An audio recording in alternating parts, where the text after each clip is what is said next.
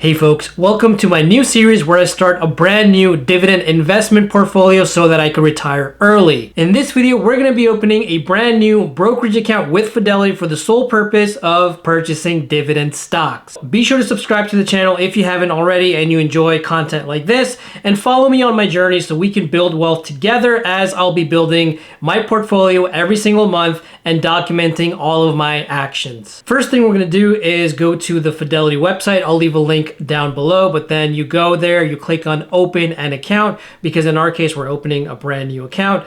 And what type of account is this going to be? It's just going to be your standard brokerage account. So I'm going to click open now, and then it'll take me to this page. Are you already a Fidelity customer? Now I'm actually creating an account as a brand new customer, so if you are already a Fidelity customer, go ahead and click yes, but in my case it's going to be no.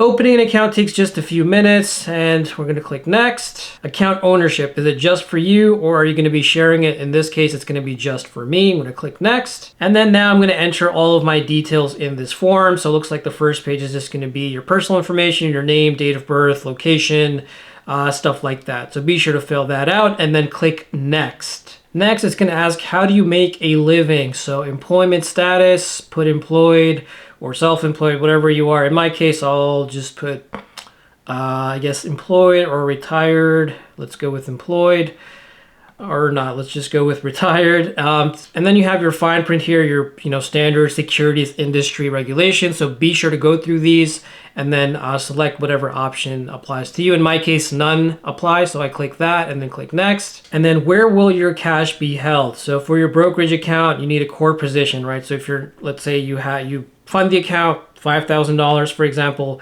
and you haven't invested, where is that $5,000 going to be? Is it just going to be in cash? Is it going to be in this money market fund? The default option here is the money market fund. It has a decent interest rate at the time of this recording, which is January 9th, 2025. I will go with that option and click next. And then it just, take a moment to review everything you filled out. So be sure to go through this list, make sure everything is exactly how it should be, and then proceed. So I scrolled all the way down. I read everything. I'm going to click open account. It does take a while to load, at least in my case. And now we can set up our password. So you create a username and password. That's how you're going to authenticate into the website. And then also set up your security questions. So go ahead and fill that out and then click next. Once you click next, it'll take you to this page where it's going to send you a security code just to verify it's you. So if you put in like a cell phone number, it'll send you a text, or alternatively, you could have it call you. So send the security code. You should get it on your phone. Once you get it on your phone, type it in and then submit the security code, and that should have you authenticated. And now your account is officially open. At least mine is, so hopefully yours is too. But now we can add some money. So how would you like to fund your account? You can either use a bank or some other options, right? You can direct deposit your paycheck, transfer from another firm to Fidelity. You could deposit a check, or you could set up a bank wire. So I would like to do a direct transfer from another bank. And what's the amount? Let's just start with $1,000 to begin with. So the whole point of this series is I'll start by just investing about $1,000 a month and maybe go up from there. So I think that's a good number to start with, but you do what works for you.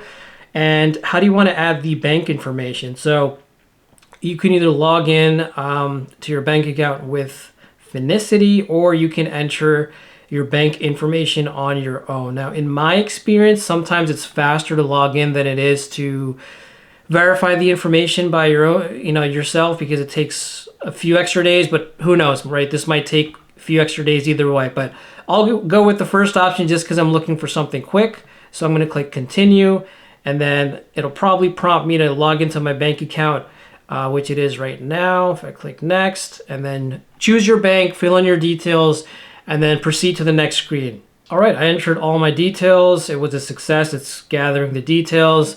And now it's linking to, I guess, the only checking account that I have. So whatever you have, you might have multiple accounts. Then in that event, it'll probably have you select from those accounts. But in my case, it's just one. I'm going to hit save. So then it's linking to that one account that I have. And then hopefully moving forward, anytime I want to fund this account, it should be just a few clicks to request the funds. So now we're at that stage where we're actually transferring the money. So where is it coming from? It's coming from this account that I just linked, which is Bank of America in my case, as I mentioned. Where's the money going? It's going in this individual account that was just created, the brokerage account with Fidelity. And in terms of your transfer details, do you want to do just like a one-time thing or a recurring thing? In the future, I'll probably just set this up to be like $1,000 a month, but just this first pass, I will just put in $1,000 for a one-time deal and then click continue. And once again, just review your transfer information before submitting. Everything looks good. I'm going to hit submit, and you've submitted the transfer request. So these are all your details. You're probably what I like to do, like, since this is transfer details, kind of like a confirmation number, right? In fact, it is a confirmation number. Just right click, go to print, save as PDF. That way you have a copy saved on your laptop, computer, whatever. So if you ever have to reference it, you can do that. But a lot of times they'll probably send you an email anyway. So now that that's done, I'd like to go back to the home page. So down here it says exit to portfolio summary.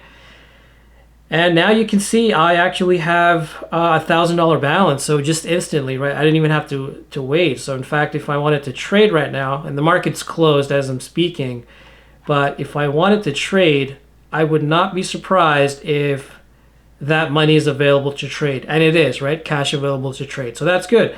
So within just minutes, we created a Fidelity Brokerage account. We funded it with $1,000 by linking it to an external bank, and I'm ready to trade right away. So what more could you ask for? So hope you found this video helpful. Hopefully you went through it. If not, be sure to, go back in time in the video and do what works for you.